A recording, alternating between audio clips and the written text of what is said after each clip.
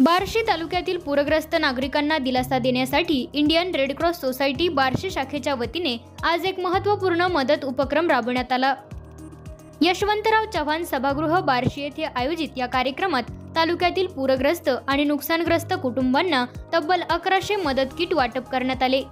अतिवृष्टी आणि पुरामुळे बार्शी तालुक्यातील अनेक भागात मोठ्या प्रमाणावर शेतीचे आणि घरांचे नुकसान झाले आहे।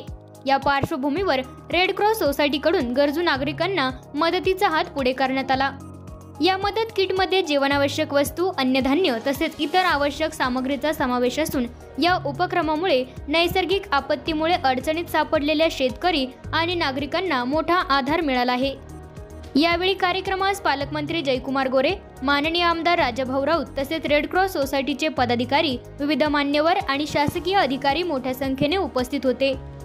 समाजातील प्रत्येक घटकापर्यंत मदतीचा हात पोहोचावा या उद्देशाने Indian red cross society Barshi शाखेने घेतलेली ही पुढारात्मक भूमिका स्थानिक समाजात आदर्श ठरत आहे।